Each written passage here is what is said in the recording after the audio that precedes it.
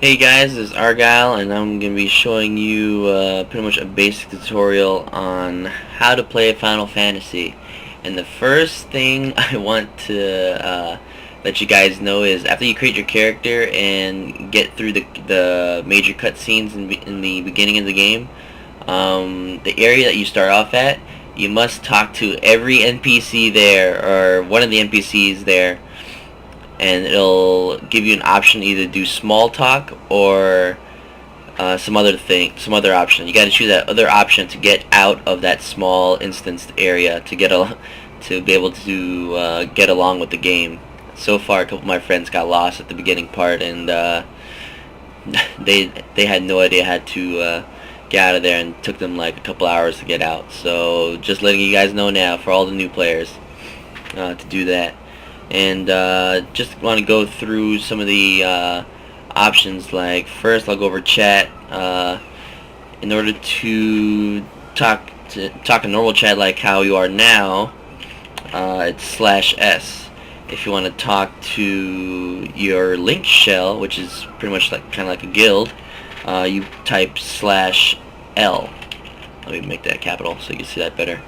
If you want to shout out in your area, or send a message to your area around you, just type // /sh.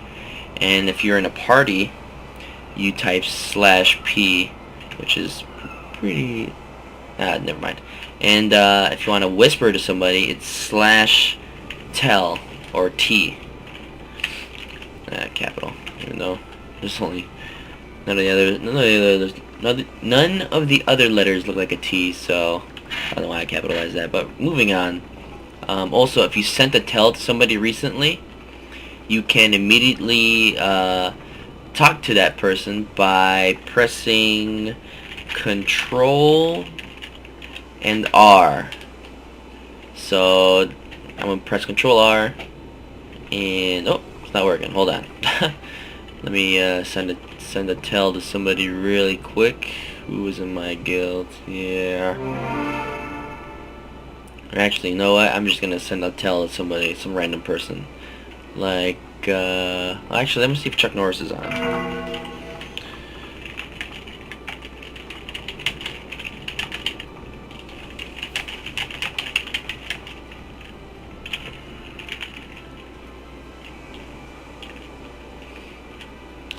Oh, let's see if that works. Oh, it still works. Okay, so I see I press Control R there after activating my chat box, and it immediately created immediately created his name and everything, so I could instantly do a tell back to him. There is right now, I don't think there is any reply command, so it's pretty much a pain when you have to type to multiple people, but I'd say it's better than nothing. Moving on, check my sexy eye patch. Eye patch is awesome, and not that many people know where to get it, which makes me feel special, or a few people that feel special. And for the people that do know where to get it, they probably don't want to spend as much on it for just the eye patch, but it's got some decent stats. Anyways, moving on. Let's see here. Leave quests. So doing quests, you can only do 8 battlecraft, field, and faction quests per day. During the 8, let's say that you want to do 4 battlecraft quests. You do those 4, and if you try to do, let's say, like 5 fieldcraft quests after that, you can't do that. The limit is 8 on that set of quests. So battlecraft, field, and faction quests share the same quest cooldown.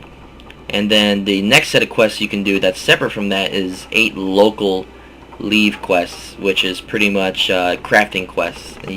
You're only set to 8 of those, depending on whatever depending on whatever crafting class are you.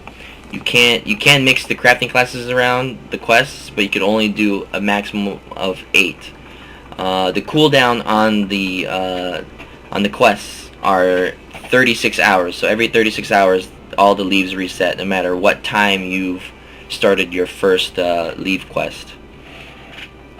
And you can do all your leave quests at all the adventurers guilds. That's where you could grab all the quests. And if you want to grab a retainer, which is pretty much a bank, if you see people in the bazaar, you see all those NPCs. Those are NPCs that you could grab and store all your items. You just go to, it's pretty much, they're always next to the Adventurers Guild. It's just the inn. You go to the inn and you talk to an NPC and you can choose which kind of retainer you want, or bank or NPC or whatever. You'll see once you actually talk to the NPC that handles it. Moving on. Oh, also, since we're talking about on the thing about bazaars. Bazaars are actually always close to the aetheryte crystals in the city, and pretty much you go straight to the market wards where everybody's selling whatever excess stuff they have or whatever they're trying to sell. You pretty much in Limsa here, in the upper decks, you go to either south or north islands, and it'll ask you to teleport, and you just choose the market wards, and then whatever instanced area in the market wards is, and usually the first few have tons of people selling lots of stuff. But in order to actually be able to teleport, I'll show you. Like you'll see extra commands here whenever you click on something or whenever you're near a crystal. These extra commands pop up. So for those of you that are trying to find an option, and the option is pretty much you have to click on somebody or be near something, this is how you interact with that event. Let's see here, and as far as stats go, let's move on to stats. Come on. Alright, as far as stats go, strength affects your physical damage through melee or range attacks. Vitality increases your defense and your HP, or your health. Same thing, HP, health, same thing. Dexterity increases your physical accuracy, so you get better chance on hit with this. Intelligence, let's see here, increases your magic damage, or increases your healing power. Mind increases your magic defense and gives you extra magic points. And piety increases your accuracy, your magic accuracy, so your chance on hit for magic damage.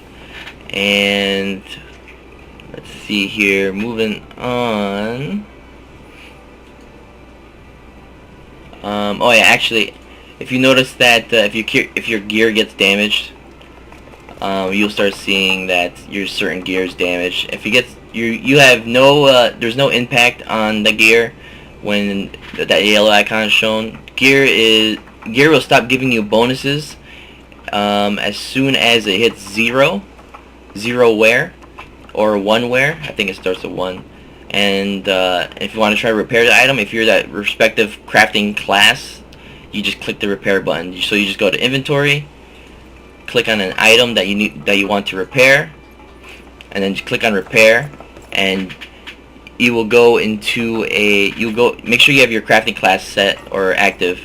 You will go into your regular synthesis mode, and you just put in the required materials, and then just hit the main hand or offhand option to repair, and it'll automatically repair your item without going through the actual entire synthesis session. And let's see here.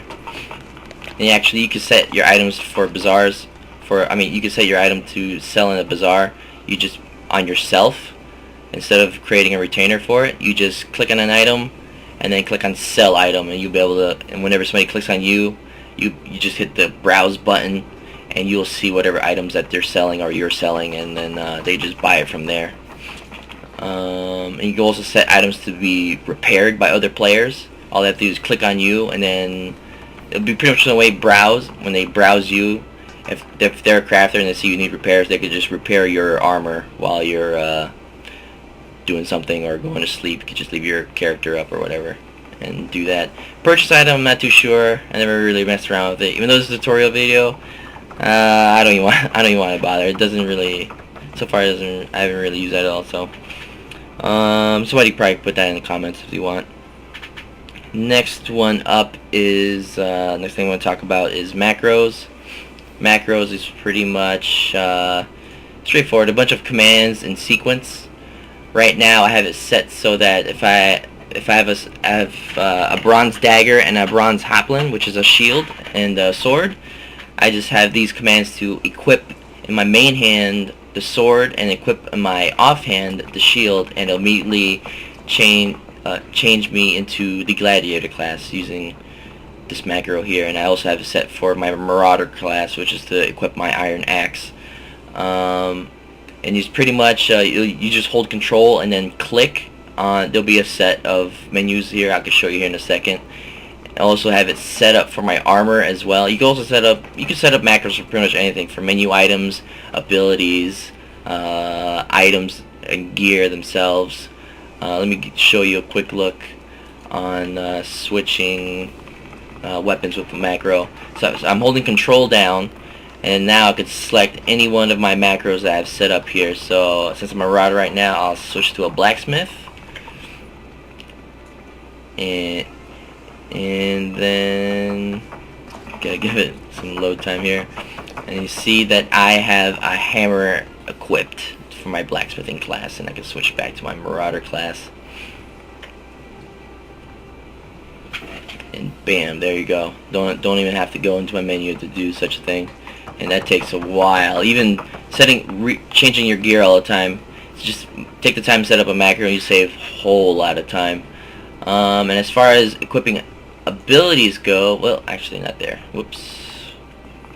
Equipping abilities go, you will go to actions and traits, and you just choose the class that you have abilities in, and pretty much you click on here, click on any one of these boxes here, and then you click on the ability themselves, and you click on either equip to main hand or equip to offhand and close. Main hand is your whatever item or weapon you're holding in your main hand. So these abilities only work with that corresponding hand. So if you put it in your offhand, these abilities will not work unless it's supposed to work. Like, say if you have an offhand shield, you're pretty much gonna have to have shield abilities to work with your offhand. And you can see here that whenever each ability has an action cost, and every time you level up, you get your action cost limit raises. So you have to mix and choose whatever abilities you have and get the right combination that you want for leveling up, well, for combat and such. And the same thing, it goes for your crafting abilities. You have to set them over to down here. This is where all your crafting abilities go. And for, let's say, smithing, my blacksmith skills, I have Hasty Hand and Maker's Muse. Right now, they're not in use, they're not taking up anything, but when you're actually using them, or actually when you re-equip them, I don't know if this is a bug or what, but it's not taking any right now. I'm pretty sure I can equip Hasty Hand there, but it'll only go by, I mean, you can fill this up, and if it doesn't take anything, it's only going to go by, it's going to start from left to right and use up the action points. So if I did use Hasty Hand here, I'd be at 7 plus 6. It'll be, yeah, 7 plus 6, so I'll be at 13. And it won't actually take Hasty Hand. Hasty Hand won't be active, but the first two will be active. And then you'll be able to see these abilities when you're crafting. You'll see a scroll bar on your synthesis window, and let you know you can use these abilities. You can only use crafter abilities once per synthesis, so make sure you know what you're doing, or make sure when to use it. I usually use them in the very beginning so I keep my durability high, but you can use them whenever. That's just whatever I use. And as far